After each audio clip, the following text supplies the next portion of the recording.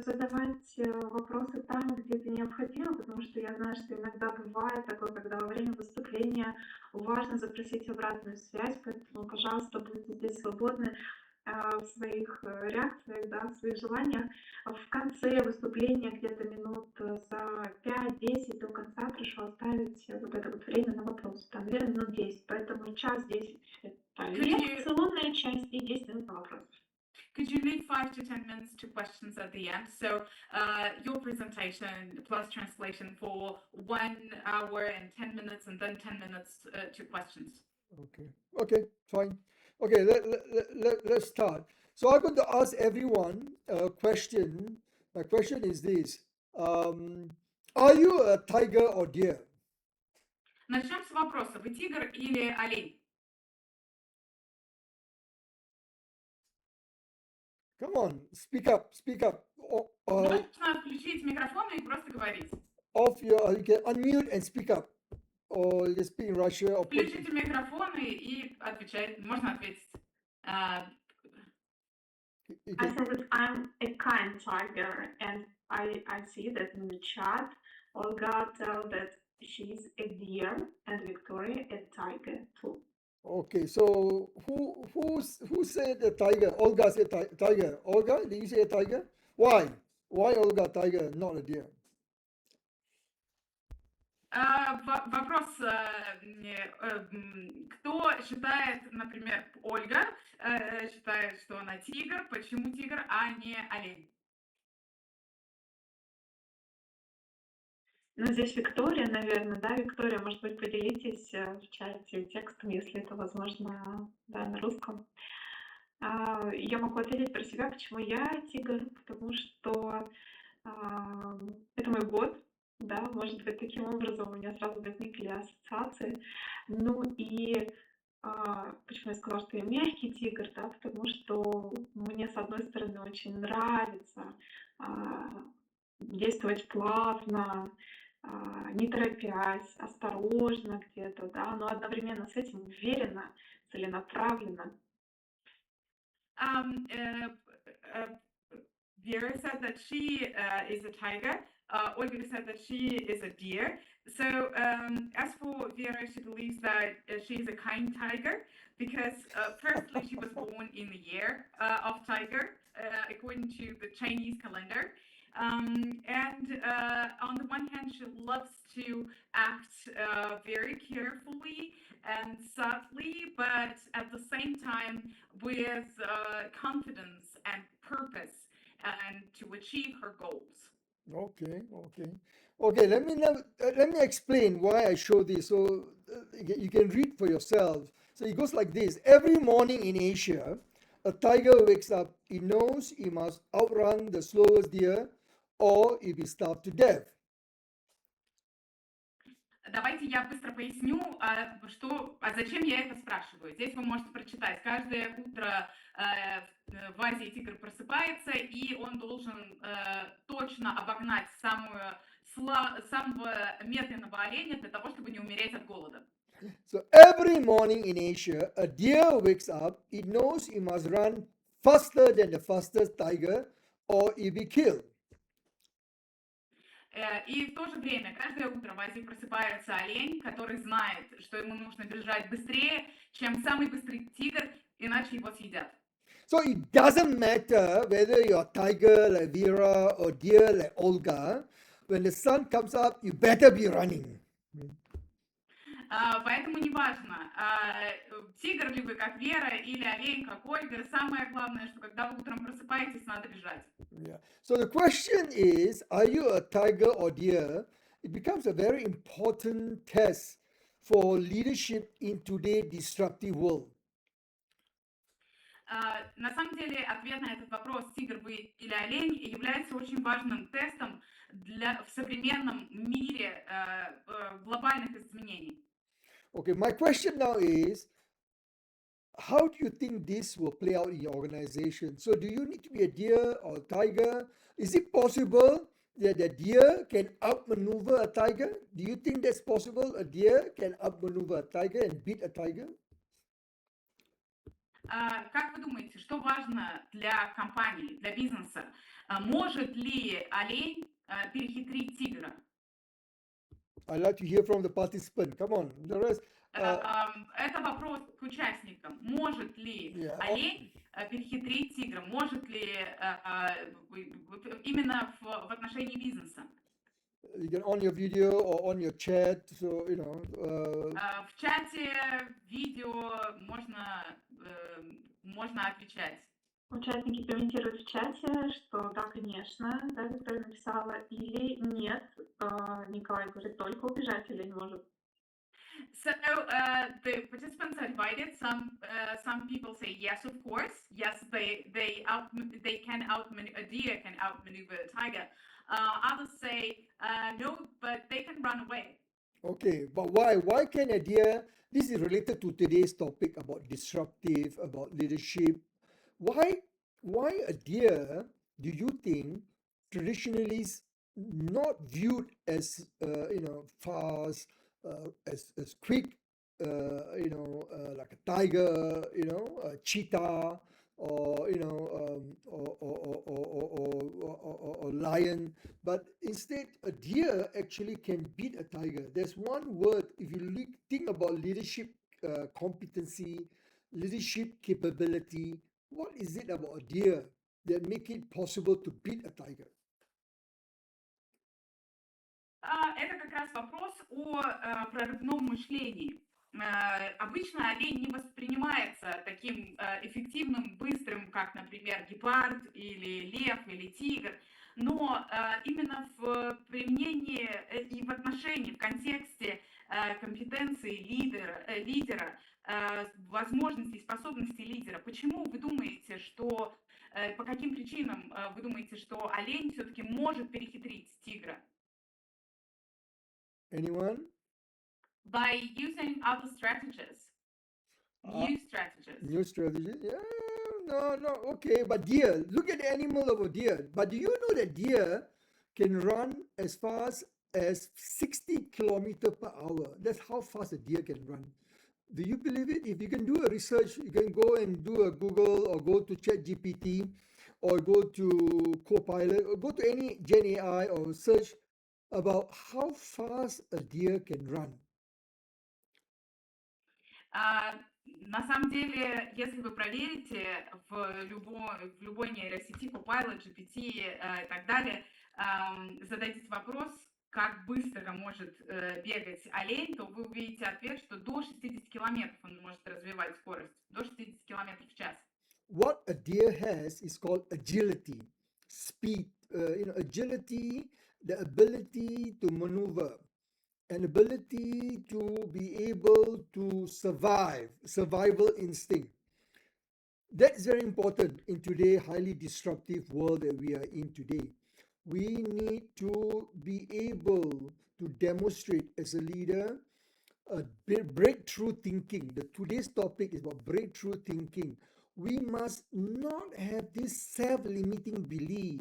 We must challenge our mental model to have that breakthrough thinking to be successful in today's highly disruptive world. Главное качество оленя это мобильность, это скорость, это инстинкты к выживанию.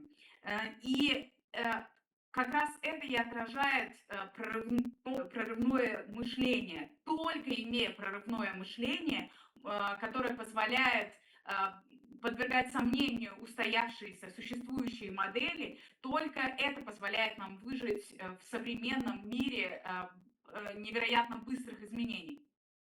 Okay, so let me now go into today's what we're going to talk about breakthrough thinking. There are three areas I'm going to talk about. How can you coach? For those of you who are coaching, who are coaches, executive coaches, business coaches, how can you help your client, the business leader, to break, build, and transform themselves boldly in today's new era, or what we call the perma-crisis, the disruptive world where one after another, crisis by digital disruption, AI, crisis by geopolitical, look at what new global order by Trump, why the new terrorists that we are experiencing. The world has changed tremendously. So we need leaders to be able to disrupt themselves so that they can be able to lead the organization and reinvent the organization. Здесь вы видите основные пункты, основные моменты, о которых я сегодня поговорю для тех, кто занимается бизнес-коучингом, экзекутив-коучингом. Мы поговорим о том, как вы можете помочь своим клиентам развивать это прорывное мышление, которое позволяет выживать и развиваться во времена кризисов, кризисные времена, в которые мы с вами живем, поскольку мы наблюдаем с вами и геополитический кризис, и цифровой кризис, изменения, связанные с новыми технологиями, с искусственным интеллектом. И нам нужны лидеры, которые могут мыслить нестандартно, которые могут развивать в себе это прорывное мышление для того, чтобы эти барьеры, эти вызовы преодолевать. Okay, so just to recap, I'm going to focus on how you can help your client or leader to adapt the old paradigm, shift their mindset, build a resilient culture, and so that you can help them to be able to ensure, as I said, a new future for the organization to ensure that they're going to survive. Otherwise, they're going to be disrupted and be left behind. And this is what I'm going to share, the best practices, cases that I worked over the last 15 years. My work in disruption started as far back as 2010 when we published a book called Coaching in Asia. My articles about how to disrupt leaders and to be prepared for disruption. Итак, сегодня я основное внимание уделю тому, как вы можете помочь своим клиентам адаптироваться к изменениям, как вы можете помочь им изменить свои установки, свой майндсет, свой настрой, и как они могут в результате создать новое будущее для своих организаций и выжить, потому что если этого не произойдет, то тогда они останутся позади. И я поделюсь своими лучшими кейсами, лучшими практиками за последние 15 лет. Мы впервые, то есть мой опыт в области прорывного мышления начался в 2010 году, когда мы опубликовали нашу первую статью «Код в Азии», и именно там мы начали рассуждать и размышлять о прорывном мышлении. So what I'm going to talk about today's session is about three things. One is the context of today, VUCA or VUCAD. VUCA is volatility, uncertainty, complexity, ambiguity, the world that we live in today, which has been around since the 1990s. Or to be honest, it started in 1980s when the US and Russia went through what we call the end of the Cold War. Okay, I won't go into the details, but you can read it in my website, my books. I talk a lot about VUCA and how to prepare leaders and how the origin of VUCA. And then I'm going to talk about coaching, your role as coaches, executive coaches, business coaches, what you need to do in terms of helping your client, equip them the skills, their competency to be able to drive innovation. And lastly, I will share all the best practice, thought leadership, research over the last, as I said, 15 years. Although my research has gone back as early as 1995, that's where I started research on next generation leaders. But disruption, I started in 2010. Yeah, 2010 and after today. So about 15 years of research about disruption. So it's not new. A lot of people thought it's new. So I will talk about that and all my books. There's a reference there at the bottom. You can go in and read some of the research. There's a lot of things I publish, a summary for you to look at if you want to understand better some of the concepts today. Итак, мы поговорим о трех основных вещах. Первое – это как выжить во времена, которые я в своих работах называю VUCA. Это времена изменений, это мир неопределенности, сложный мир и неоднозначный. Сокращение VUCA на английском. Началось это все в 90-е, даже еще раньше, 80-е годы, в конце холодной войны между Россией и США. Детально вы можете узнать об этом из моих книг и моих публикаций. Внизу ссылка на сайт, где можно найти мои публикации. Для executive коучей я расскажу, что вы должны делать для того, чтобы помочь своим клиентам, бизнес-клиентам развивать необходимые навыки, знания и компетенции для того, чтобы стимулировать инновации. И в конце поделюсь своими кейсами, своими лучшими практиками за последние 15 лет. В 1995 году я начал исследование нового поколения лидеров, а с 2010 занимаюсь именно прорывным мышлением, и более подробно вы можете узнать это из моих книг и публикаций. Okay, so all what I've done over the years since 2010 is to capture all my research, my best practices into a series of books called the Future Ready Leadership Book.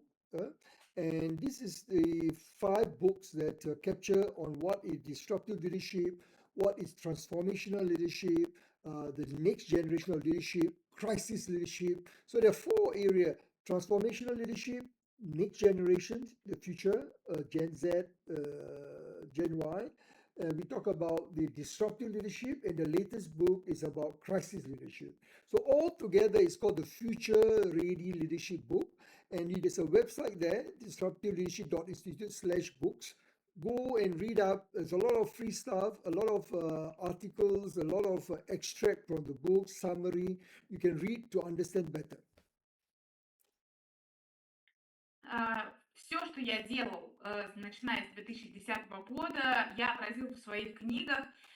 Здесь вы видите обложки этих книг, 5 книг, посвященных прорывному лидерству, кризисному управлению, кризисному лидерству, трансформационному лидерству и новому поколению лидеров. И внизу вы видите ссылку на веб-сайт, там очень много информации, бесплатной информации, отрывков из книг. Пожалуйста, это все доступно, заходите туда, читайте и узнавайте. Okay, so the first question I'm going to ask you as coaches, first question is, how we talk about breakthrough thinking, disruptive thinking. What do you think is your role? How can you unlock the capacity of your client, your coaches? So this question I continuously ask coaches that I train. I train a lot of coaches worldwide. I'm a master coach. I'm a mentor coach. So I ask this question, and even for myself, over the years, I've identified 3 best practices. One is you need to challenge their cognitive bias, the way they think. Number 2, you need to embrace what I call controlled destruction. Means that how do you reinvent yourself? You can even to the extent of destroying the organization structure, hierarchy, processes, reinvent. Everything needs to be challenged. And lastly, how do you foster intellectual curiosity? Ask questions. As coaches, we are good at that. So how can we help our client managers to ask the right question so as to be able to learn, unlearn, and relearn? That's called learning agility. Learn, unlearn, relearn to be able to be successful in today's AI-driven, disruptive, laden business environment. Итак, вопрос, который я задаю коучам, с которыми я работаю, которых я обучаю, а я являюсь МСС и мастер-коучем, и также выступаю ментором. Это что такое прорывное мышление и какова роль коуча в развитии этого прорывного мышления? Как вы можете помочь клиенту открыть для себя новые возможности? Этот вопрос я часто задаю и себе. И выделил три основных пункта, три основных момента для того, чтобы описать роль коуча в этом процессе. Первое – это подвергать сомнению определенные установки, стереотипы когнитивные для того, чтобы мыслить нестандартно. Второе – это контролируемое разрушение, контролируемая перестройка, да, когда мы можем полностью изменить всю структуру организации, нарушить иерархию и выстроить новую систему. И третий момент – это заинтересованность, и это любопытство, такое именно интеллектуальное любопытство, как научить наших клиентов задавать правильные вопросы, обучаться, переобучаться и заново обучаться. Вот это то, что называется академической мобильностью, именно мобильностью мышления. Как научиться задавать правильные вопросы и как вести себя в новом мире технологий ИИ. Thank you, Natalia. So the next question I'm going to ask now is, you need to talk about, when you talk about breakthrough leadership, breakthrough thinking, number one, start with the disruptive mindset, as I mentioned. So your role as a leader, your role as a coach is to help your client, the leaders, to be able to transform their mindset, challenge their mental model, and challenge all the assumptions. That's why critical thinking is so important in today's AI world. Critical thinking is a must. The number one competency that is important in today's AI-driven world is the ability to demonstrate critical thinking and empathetic listening. So both are together. So you have critical thinking, you have to challenge your mindset, ask the right question, then you need to listen to your customers, listen to your staff, listen to your client, and how do you then develop new product, new solution to be able to drive your organization forward.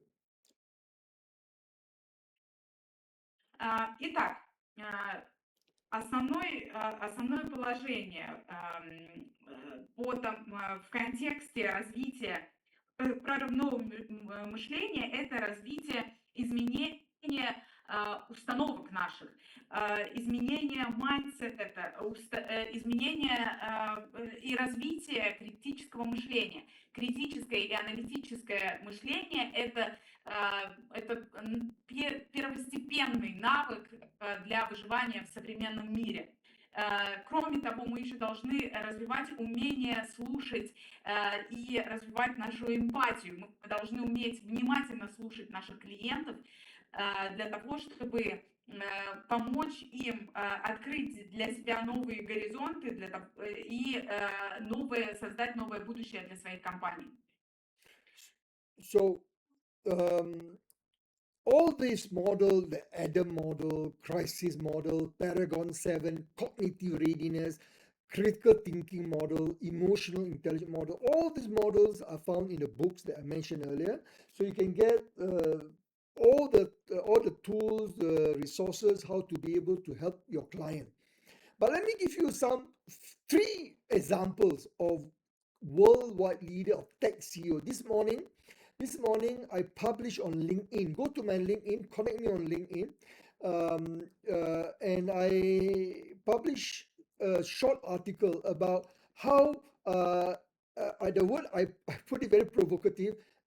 You must adopt AI or die. Innovate or die. That is no way. You must adopt AI. The question is, it's not new.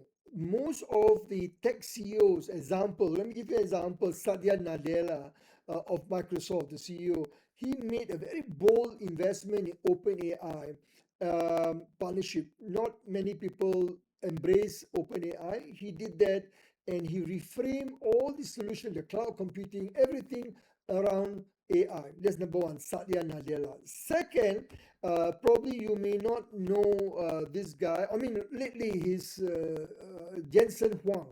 Probably you know NVIDIA. Okay, it's one of the most successful tech company today, and they've developed, of course, the chips for AI. And this is a gentleman who is very brilliant, who adopt this transformative thinking, disruptive thinking. By NVIDIA is known for GPU, okay, for the what you call the processing unit, this chip, and he used that AI to be able to transform how can companies today, all the Gen AI infrastructure providers, solution provider would rely on NVIDIA products and services. And lastly, people probably know the name Elon Musk. Elon Musk has been he embraced AI very, very early than anyone else. When he came out with the driverless car, or you call it the, you know, the autopilot, that is based on AI.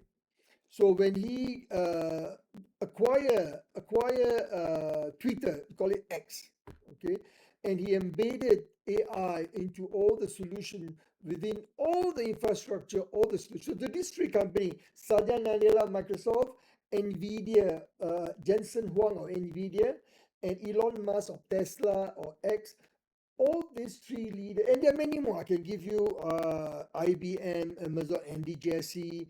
I can talk about Sundar Pichai for Google. All these leaders embrace AI. So because they are tech company, not because they are the only tech company, because they have proven that you can do it. Anyone can do it, but it starts with your thinking. Sorry, it took a bit longer time, but I just want to wrap up with this very important concept. So not only tech leaders, CEOs, you can do it. You can help your leaders. Help them to understand that it started with their disruptive thinking, challenge their mental model, the blind spot. Sorry, Natalia, go ahead. Итак, про все эти модели, про ВУН-7, модель критического мышления, модель прорывного мышления вы можете прочитать в моих книгах и публикациях, о которых я сегодня говорил. И зайдите на мой профиль в LinkedIn, там я сегодня опубликовала достаточно провокационную небольшую статью, которая называется «Интегрируйте ИИ или умрите». И я приводил примеры того, как ведущие мировые лидеры, например, CEO Microsoft, интегрировали и вложили в свое время в искусственный интеллект, организовали компанию OpenAI, который предлагает облачные решения и является сегодня абсолютными лидерами. Или основатель компании NVIDIA, который производит карты и чипы для обработки данных, которые используются во всех устройствах ИИ. Или Илон Маск, которого вы все прекрасно знаете, основатель Tesla и владелец компании X, которая раньше называлась Twitter, одним из первых интегрировал искусственный интеллект, в том числе в свои продукты, такие как машины Tesla без водителей на автопилоте. Но и другие лидеры в компаниях IBM, Google и в других хай-тек компаниях, все они обладают вот этим прорывным мышлением.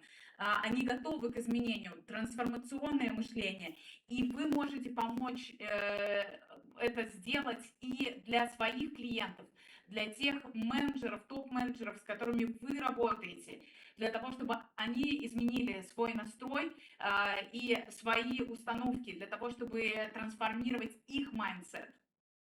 Okay, so then the question now is, as a coach, what you need to do is to help them to gain the momentum. So the first question is how to disrupt their mindset. Okay, they embrace disruption. Question is, how do you maintain the momentum? How do you create a culture? How do you envisage a environment, a climate where people, leaders can continue? To do that, there are various tools, the best practices. Number one, build resilience through as a culture. And there are various tools in my books. I talk about resilience, the triple helix, purpose, strategy, culture. Then second is how do you embed disruption? Encourage them to do innovative. What Google did is provide 50% of the budget to projects that may seem very impossible, but encourage innovation. So you need to provide them the support, resources, and then third, how do you navigate when there's resistance, when the board is resistance, when the shareholder, or when you have even employee resistance? Your role as a leader is to help influence the stakeholder through our what we call our relationship management skills. So I use a lot of tools in my coaching practice. Me and my team, we have about 25 coaches. We work and help our client to develop the disruption worldwide, most in whether US and Africa, Europe, or in Asia. Most of our clients, it will take time.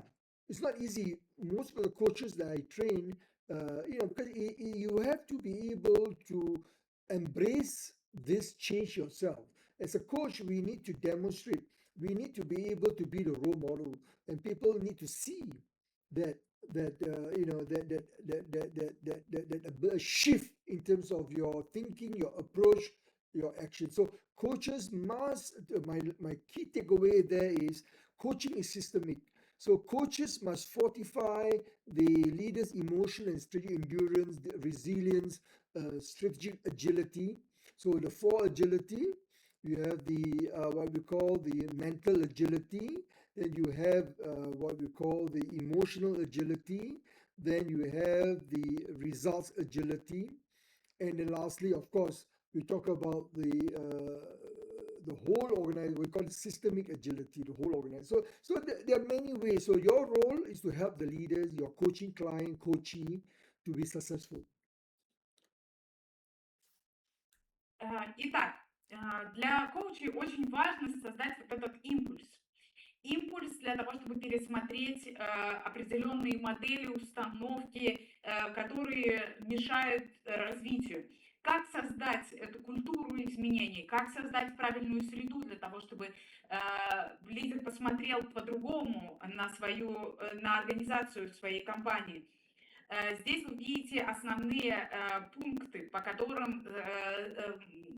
которые следует учитывать при коучинге. Первое – это развитие устойчивости через целеполагание. То есть люди должны понимать, к какой цели они идут, и не сгибаться, и не сдаваться при этом.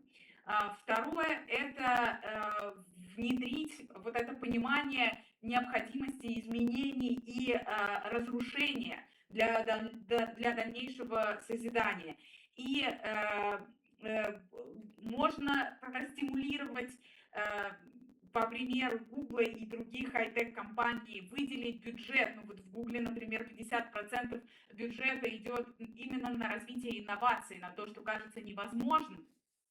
И действительно следует уделять внимание, силы для развития инновационных подходов и технологий. И третье – это помощь при сопротивлении. Сопротивление со стороны акционеров и даже со стороны сотрудников. Да, правильно, настоящий лидер может преодолеть это сопротивление и поменять не только свое видение, не только свои установки, но и объяснить всем участникам, да, этого процесса, сотрудникам компании и совету директоров, зачем нужны эти изменения. В моей команде 25 коучей, которые работают с лидерами в разных странах, в разных уголках мира, и в США, и в Африке, и в Европе, и в Азии. И мы все стараемся помочь нашим клиентам развивать это прорывное мышление. Конечно, на это требуется время, потому что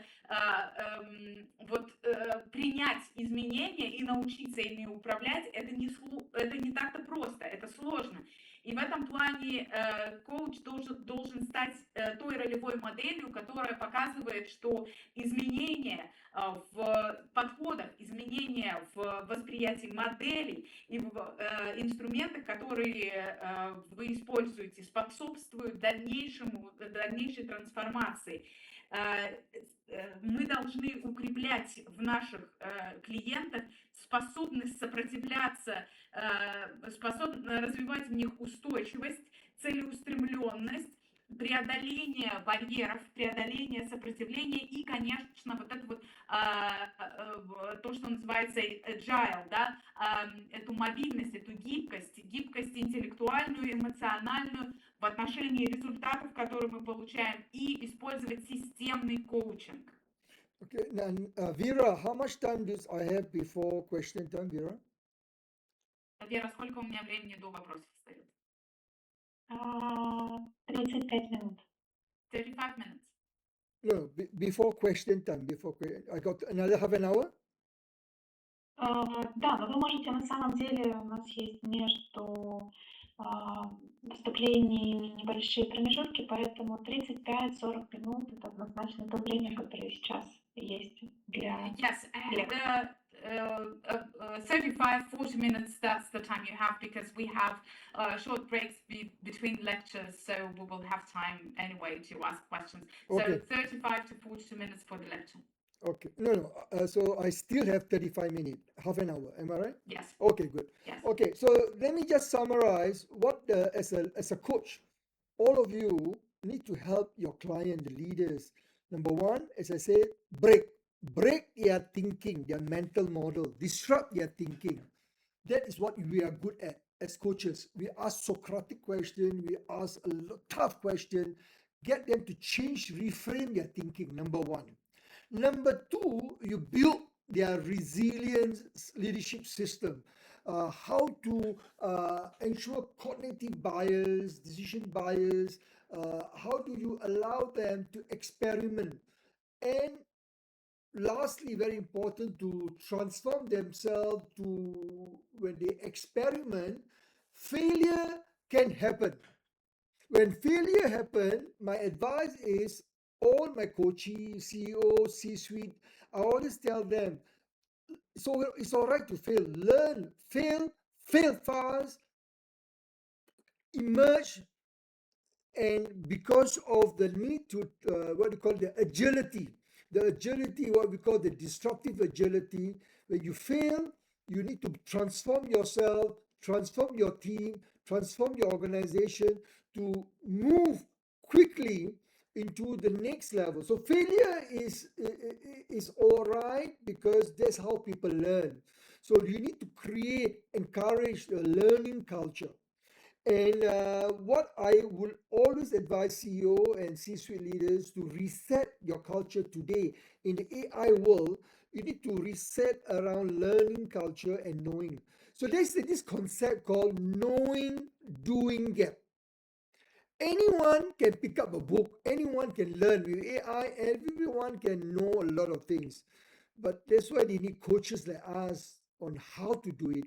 We need to help them. Our role as coaches are very important because our job is how to help leaders transform their thinking, their mental model, and challenge them to be able to break, build, and transform boldly to be successful in the disruptive AI-driven world.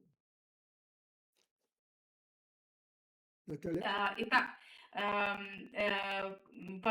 давайте перейдем к подведению итогов. Итак, в чем заключается наша основная задача как коучей? Первая задача – это разрушить те модели, которые мешают развитию, разрушить эти установки, задавать правильные вопросы, которые позволят дальше развиваться. Следующий момент – это выстроить умение наших клиентов, с одной стороны, быть упорными, быть добиваться своих целей, преодолевать какие-то стереотипы в принятии решений, открыться изменениям и экспериментам. И третье – это смело меняться. Мы должны показать своим клиентам, что провалы неизбежны. Да? И если случаются провалы, это нужно прожить, это нужно преодолеть, и нужно становиться сильнее, нужно учиться на своих ошибках.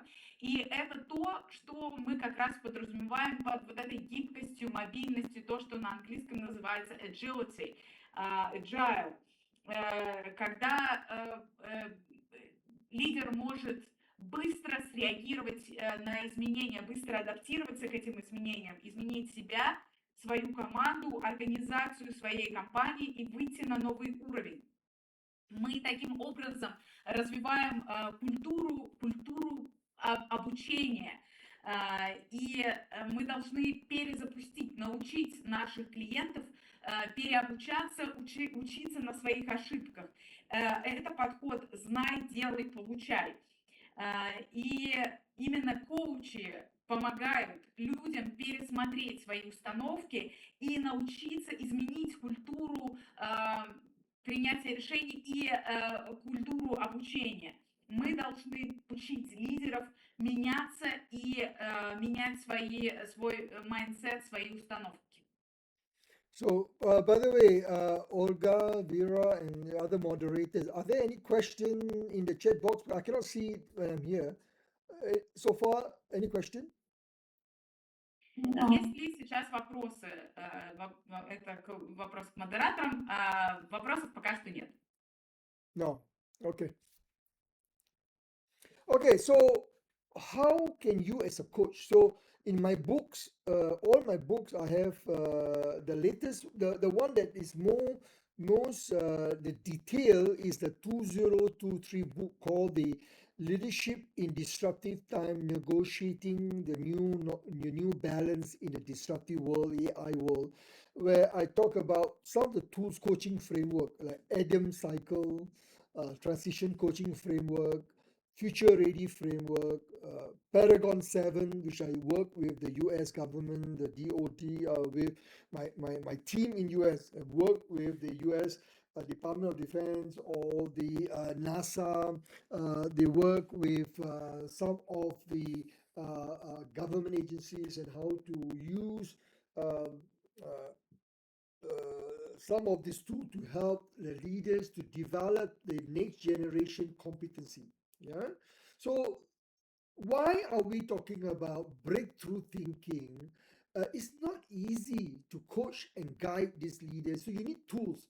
These are best practices tools, resources, framework. All these tools you can find on my website. I'm giving the description, the best practice tools, free, of course, the details, how you're going to use it, how the background, the research, the example, case study like Microsoft, Google, all these examples are in the book. You have to get the book and buy the book, of course, to get the detail. So let me just conclude this section by saying that to prepare for future-ready leaders in the today disruptive, AI-driven, digital-driven, you need to create, as I said, the disruptive mindset. You need to get them to be able to boldly transform themselves. And lastly, you need to thrive and get them to embrace and accept the radical change. What I call the the AI leadership pivot themselves, pivot their organization, and the AI pivot is no longer optional. Whether we like it or not, it is existential, is a must. If you don't do it, leaders who hesitate to pivot into the AI driven would be disrupted by other players, other organizations. These leaders will become redundant. So your job as a coach, you need to help these leaders, your client today, your current client or new client. Start with your current client and then work with new client. Get them ready.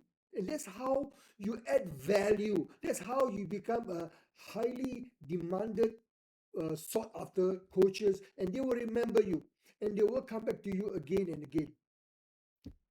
Natalia? Итак, для того, чтобы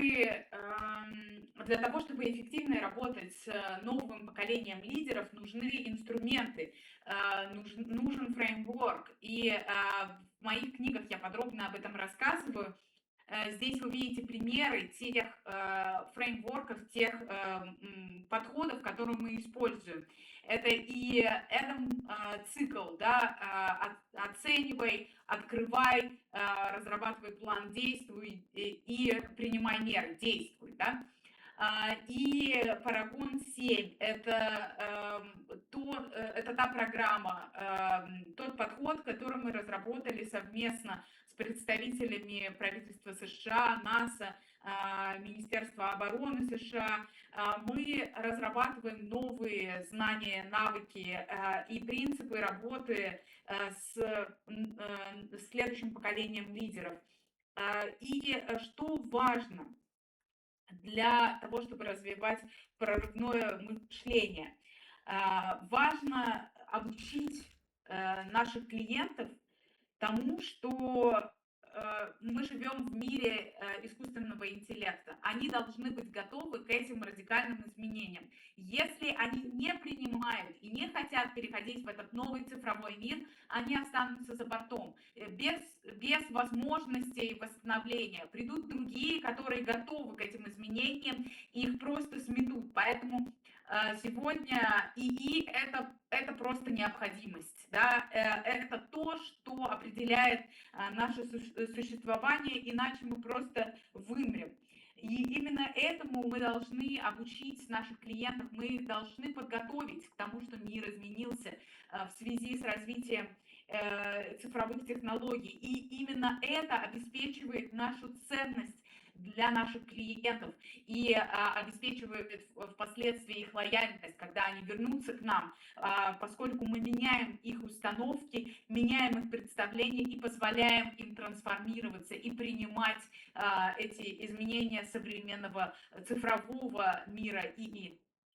Okay, so far we have talked about what to do. The what to do is the easy part. It means you need to understand what you need to do as coach. Now is the toughest part. How do you do it? How do you deliver your coaching engagement? How do you need to change your coaching engagement in the disruptive thinking, the breakthrough thinking? So over the last 5 years, just before COVID, I've worked with coaches in China, Japan, Korea, in Indonesia, some of the countries where they deliver in their native language. So I work with coaches, with their actual coaching engagement CEOs. So we do co-coaching, co-active coaching together.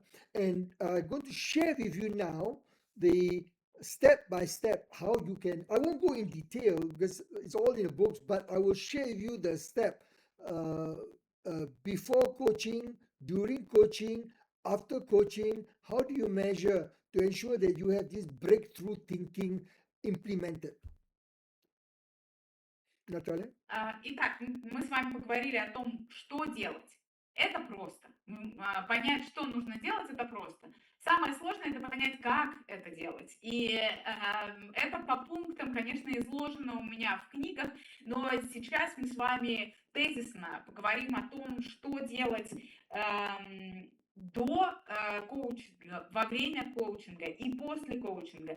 И эти пункты основаны на моем опыте совместного коучинга с коллегами из Кореи, Китая, Японии, Индонезии. И я начал работать с ними еще 5 лет назад, до ковида. И именно эти шаги позволяют оценить, сформировалось ли вот это прорывное мышление у наших клиентов. Okay, so number one, if you want to do breakthrough coaching, breakthrough thinking, help your client. So what I recommend is before you start, get your coachee client to go through a multi-stakeholder leadership assessment. So we have a tool called the stakeholder assessment. Then help them to navigate what are the strategic priorities, and get their sponsor. If it's the CEO, I go to the board.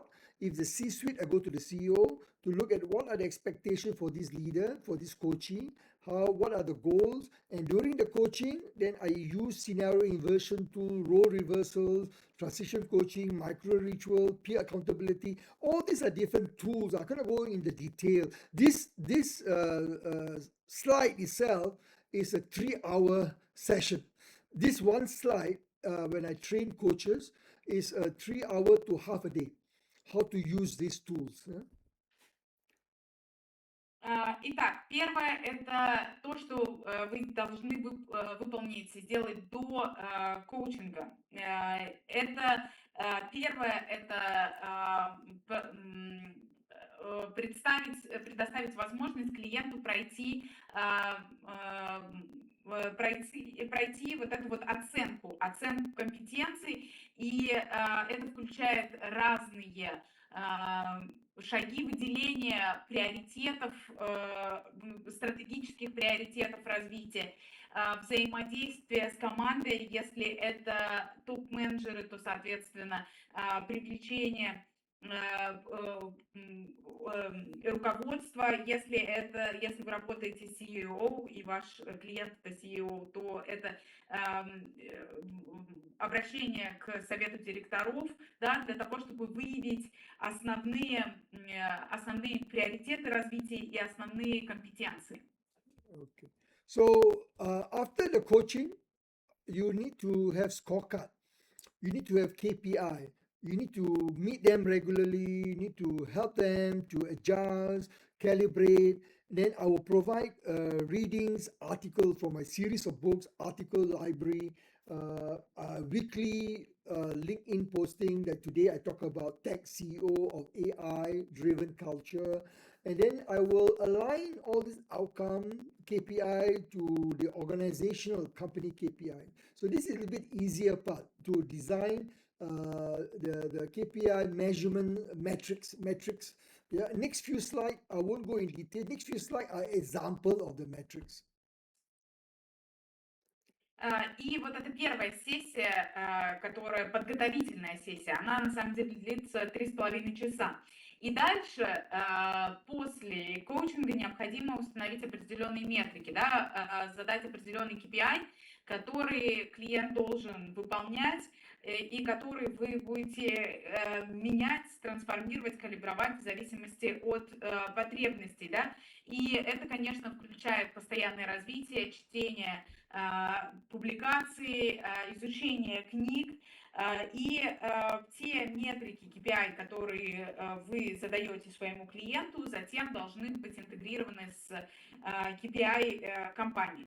И сейчас я приведу некоторые примеры. So I will not go into the detail, but these are examples of KPIs, not really critical, but these are all to show you can come up with your own KPI about experimentation, about learning, about time to market, how to retain talent. I think as a coach, we know all these metrics you can use. So I won't go into detail. Yeah? Мы сейчас не будем на этом подробно останавливаться. Вы, в общем-то, все знаете эти моменты, но это необходимо для того, чтобы показать, что вы можете разработать свои собственные метрики KPI.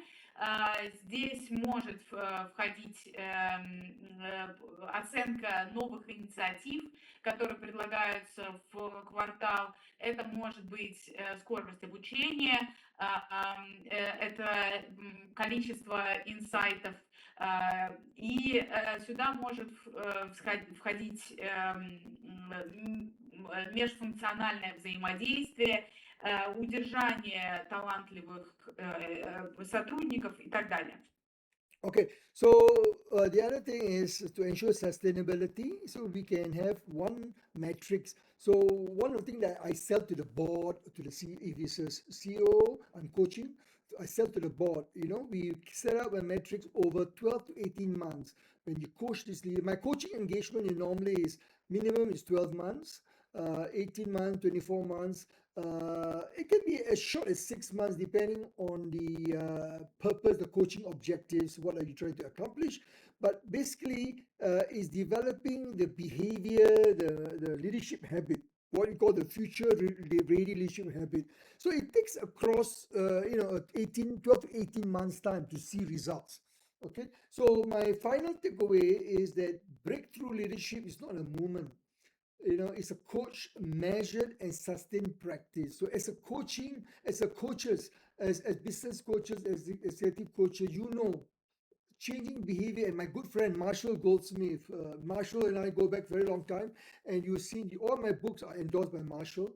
And one of the things that I learned from him, and he's someone who I really respected, a real thought leader.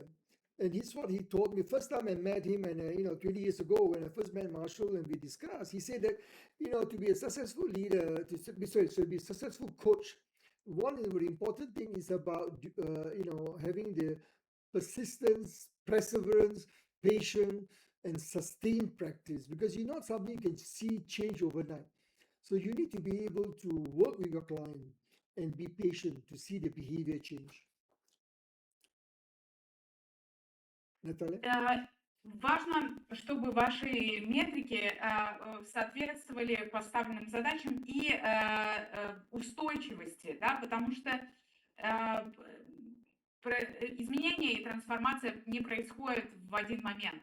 На это требуется время. И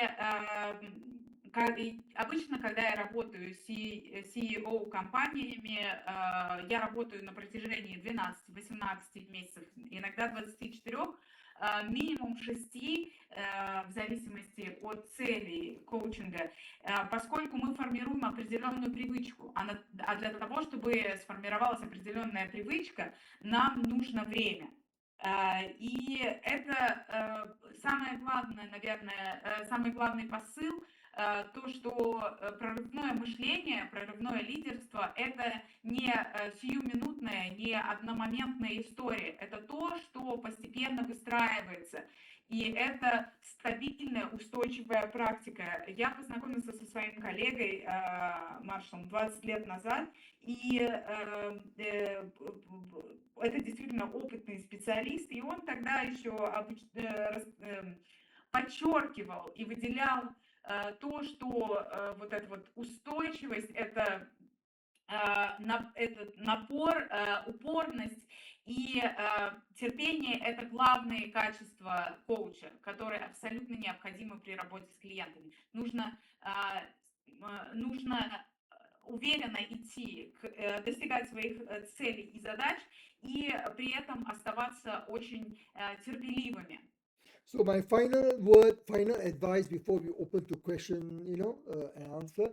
My advice to all of you coaches today, we are trained to be a great listener, a supportive listener. So today in the disruptive breakthrough thinking is required for us to act as strategic provocateurs. You need to provoke our leaders.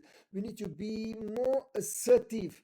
We need to be able to demonstrate what we call verbal judo, be more assertive. And in my vision, I look at the world today is my role is to develop the next generation of leaders who see disruption not as a threat, but as the most powerful tool, and guided by us as coaches who master the art and science of breakthrough thinking. And it takes time to master what I've done. It takes me 25 years of experience, and I've coached many other coaches. As a master coach, I coach many other coaches, but I'm still coaching. Even myself, I have a very senior mentor coach who is 85 years old, who he's helping me, coaching me monthly to be able to, is a professor in a university who's very astute, who knows all the new technologies, who help me to challenge. Even at my level, I always are guided. Even my son, who is a brilliant Gen Y technologies, who helped me to reinvent my own thinking. So my final quote to you is, the future belongs to leaders, your client, the leaders who dare to dismantle the present thinking, mental model. So our role as coaches, our role, you and me, our role is to provide them with the tools, resources, framework, and the courage to rebuild it better so that they can remain to be sustainable, remain to be successful, and remain to ensure that organization will survive beyond them in the many, many years to come. Natalia? Итак, мой главный совет сегодня всем тем, кто присутствует. Мы с вами, конечно, активные слушатели, мы умеем слушать и поддерживать, но в современном мире для развития прорывного мышления нам нужно быть еще более уверенными и использовать так называемое вербальное дзюдо, заставлять наших клиентов задумываться, менять свои установки, потому что будущее мира зависит от тех лидеров, с которыми мы работаем, и мы должны воспитывать новое поколение лидеров, которые не боятся изменений, которые не воспринимают трансформации как угрозу, но как возможности для роста. И мы сами должны становиться вот этими проводниками в этот новый мир и осваивать это искусство прорывного мышления. Я являюсь мастер-коучем и работаю с другими коучами, обучаю их, но у меня у самого есть ментор. Это очень опытный профессор в университете, ему 85 лет, который прекрасно разбирается в новых технологиях и помогает мне, наставляет меня, дает мне новые вдохновения и инсайты, а также мой сын, который работает в хай-теке и рассказывает мне о новых технологиях. Именно мы, коуч, помогаем лидерам принимать и менять будущее. Мы учим их менять существующие ментальные установки и модели, и мы должны снабдить их инструментами, ресурсами и необходимыми новыми ценностями, которые позволят им оставаться успешными, позволят им сохранить свои компании и создать новое будущее. Okay, so that's it. So I hand over now. Thank you, Natalia, for the great translation. You've done a great job. So now I hand over to the moderators for Q&A. Спасибо большое, спасибо за перевод. И сейчас я передаю слово модераторам и переходим к сессии вопросов. Саттар, благодарю за выступление. У меня в том числе есть вопрос, но я прибежу его чуть попозже. Вопрос в чате, да, он несколько минут назад был задан Виктории. Профессор Бавани, я живу во Вьетнаме, и я знаю очень много лидеров, да, кто вовлечен в бизнес-процессы. Мне бы очень хотелось предложить им коучинг и разные встречи, ну, например, в таком формате, как Mastermind, но я до сих пор не нашла людей, которые бы были открыты к этому процессу. Если бы вы были так же, как и я, в начале пути, да, то есть человеком, который только начинает, ну, возможно, осваивать новый рынок в том числе, и хочет работать с бизнесом во Вьетнаме, то что бы вы сделали? Я думаю, что здесь запрос на практические рекомендации и выходного рынка. Итак, Professor Bawany, thank you very much for this brilliant talk. I personally have a question, but before I ask my question, there is a question in chat from Victoria, who lives in Vietnam now, and she knows a lot of business leaders, and she wants to suggest coaching to them. In a way, as mastermind sessions, for example, but it's difficult to find people who are open to coaching sessions.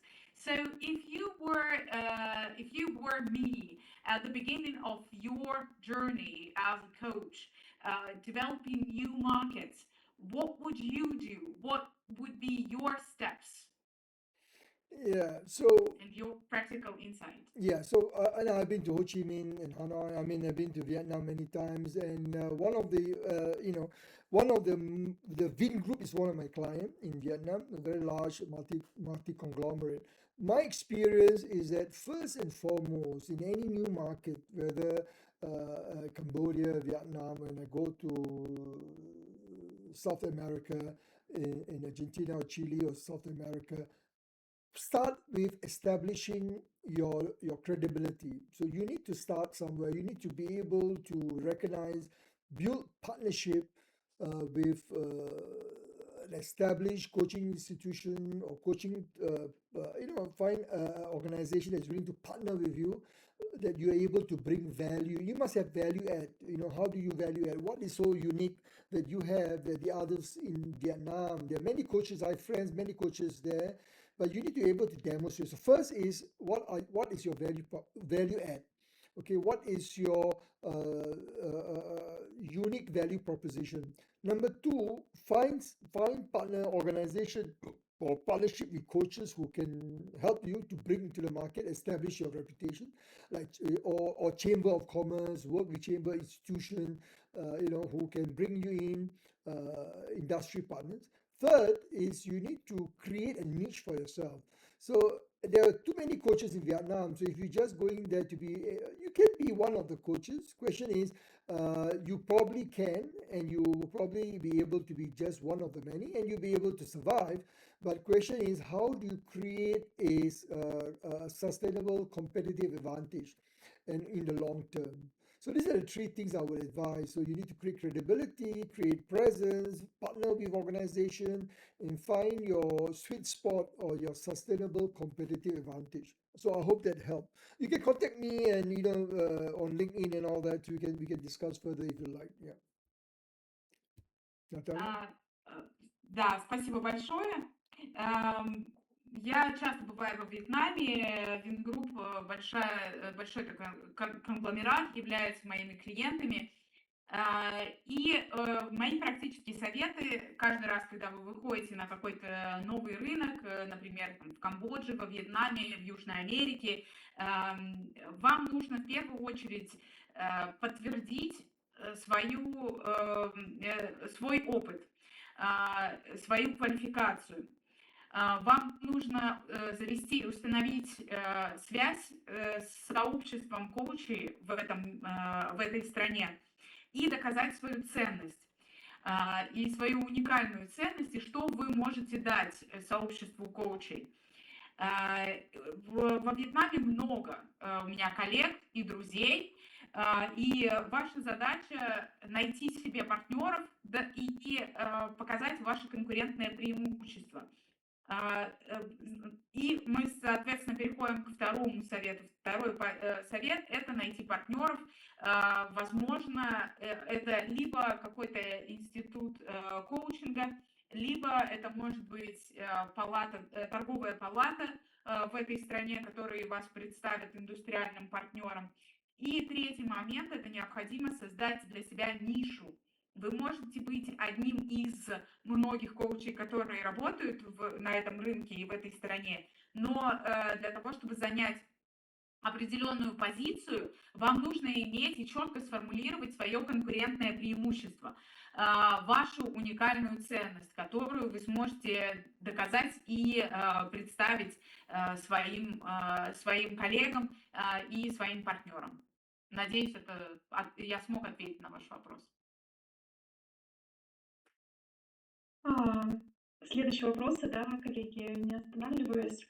Вижу вопрос, есть ли ваши книги на русском языке от Кристины. Кристина, рада вас видеть. И добавлю, наверное, здесь еще свой вопрос. Какой вашей книге здорово начинать, да, соприкасаться с вашим опытом? Потому что книг несколько, и я думаю, что есть точно основополагающие.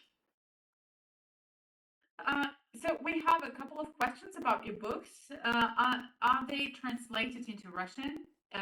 Any book from among your books?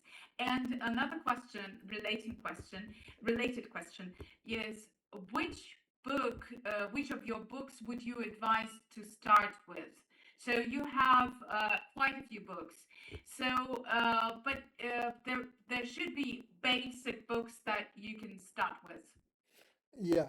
The book that most of the tools that I described is found in, you can see the slide, the 2023 Leadership in Disruptive Times, Negotiating New Balance. So it's about disruptive leadership.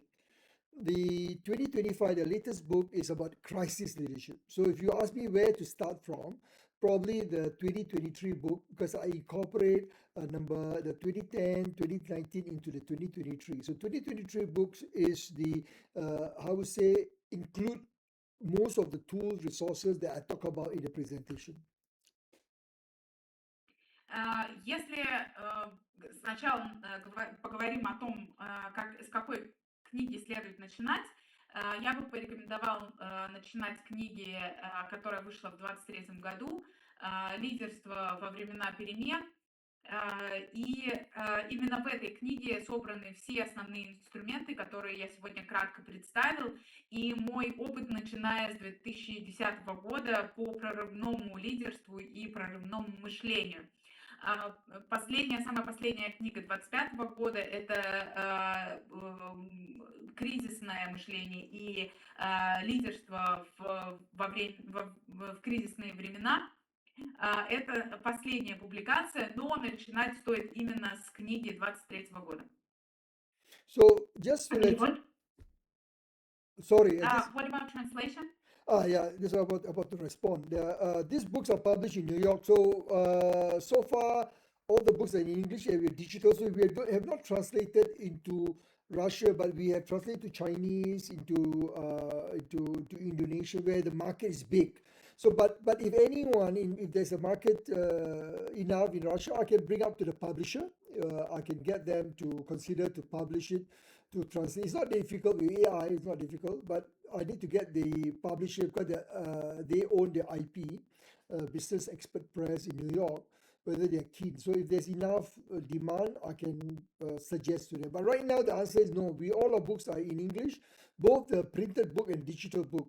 But for the printed book, if there is enough, if those of you want to buy bulk or through the organizer, I can give a special pricing. But otherwise, you can go to Amazon. You can buy single copy. Amazon, Barnes and Noble, most of the leading bookstore, Goodreads, all the leading bookstore, digital bookstore have all my books. Отвечая на вопрос про русский перевод, нет, нету перевода на русский язык. Есть переводы, все книги опубликованы, как вы видите, в Нью-Йорке, поэтому все книги на английском. Некоторые переведены на китайский и индонезийский, поскольку там большой рынок. Если есть достаточно большой запрос на русскую версию, то мы можем это обсудить с издательством.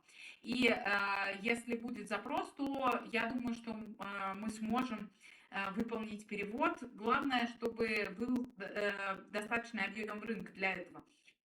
Что касается, мои книги доступны и в электронном виде, и в печатном виде. На печатной версии я могу сделать специальную цену, скидку, или в электронной версии, если вам так удобнее, доступны практически на всех платформах, и Goodreads, и Amazon, и там можно приобрести электронные версии моих изданий. Okay, any other question? Vera, any question? Да, вопросы от Алены в том числе. И еще у нас был вопрос в чате Telegram, я думаю, что я совмещу, потому что в чате Telegram пришел такой прекрасный и короткий, на мой взгляд, вопрос «How to challenge yourself?». И здесь же Алена подкрепляет, да, как бросать вызов самому себе. И здесь же Алена, на мой взгляд, подкрепляет эту мысль, вопросы. Как бы вы описали несколькими словами состояние, в котором вы рассказываете, о котором вы рассказываете, в котором важно оставаться коучем для устойчивости и прорывного мышления каждый день? Какие инструменты ежедневно помогают вам оставаться в устойчивом ярком состоянии прорывного мышления? Вашим состоянием можно только восхититься, это правда, на мой взгляд. И как на вашем высоком уровне работы с бизнесом, преподавание общения с коучем по всему миру включен в работу телесный интеллект? Работают ли его, развивают ли его коучи так же, как эмоциональный, например, или волны пока не наблюдается в развитии этого направления?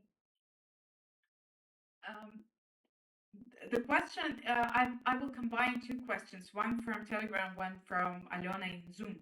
So the question from Telegram network was how to challenge yourself and to develop and to build on this question. How would you describe the state that the coach needs to be in to provide the sustainability and breakthrough thinking that we teach our clients, that we develop in our clients? How would you describe the state that a coach needs to be in? And what instruments do you need to find these resources to be in the state? Because your breakthrough thinking is incredible, and we and all of us agree about that. How to sustain this state, this breakthrough thinking in yourself as a coach, and in your experience as a master coach, as a coach, does physical intelligence, not only EQ, emotional intelligence, but also physical intelligence play any part? And is this area developing today? Okay, so let me address the first question. So many, it's very long. So the first question is, can you just tell us quickly, just what's the first question? Let me address the first question. How to challenge yourself? Okay, how to challenge yourself. So I think the first thing we need to accept is about disrupting our own mindset, that if we want to help our client, we must start with ourselves. So are we allowing ourselves to break our mental model? The way we coach leader, as I said, you cannot be just a supportive listener. We are trained as a coach to listen like as a therapist, but you need to be a strategic provocateur. Means that you need to challenge, you need to be more assertive, but you need to balance assertive with empathy. That's number one. So that's called what I call empathetic assertiveness. That's number one. So that's what you need to do as a coach. Okay, so you can Google it, empathetic assertiveness. So you need to disrupt yourself first before you can disrupt your client, coach. So that's the first question, correct? So do I answer the first question? Yeah. Итак, ответ на первый вопрос. Конечно, нужно в первую очередь свой майндсет изменить свои установки. Мы начинаем с себя. Мы не можем помочь нашим клиентам, если мы сами не готовы к этим изменениям. Если мы сами не готовы сломать свои модели. Мы должны быть не только эмпатичными слушателями, но и стратегическими провокаторами. Мы должны совмещать вот эту вот уверенность и напор с эмпатией, да, и я это называю эмпатической настойчивостью, этой уверенностью. То есть это то, кем мы должны быть сегодня как коучи. So the second question, so make sure that I understand, is that the list to the second question, how can we now disrupt, and the question about tools, assessment, about breakthrough thinking. The books provide the know-how. As I said, on how to do is through practice. Yes, we have disruptive leadership assessment, we have the transition coaching assessment tools, we have cognitive readiness assessment tool. All these are tools that we have. They are introduced in the book, but not on how to actually implement them in the coaching engagement with the client, because that is through actual coaching, and these all are very proprietary, very unique. On each individual coaching client is different. So what I do with like in Vietnam or in China, in Korea, Japan, Indonesia, India, The coaches who bring me, we do, as I said, we do co-coaching. We have a partnership with the local coaches. I will mentor, manage, and help them to develop the skills. Not all coaches are ready for this. As I say, I assess many coaches. Sometimes I decided that they're not ready. Because as I said, you need to disrupt yourself.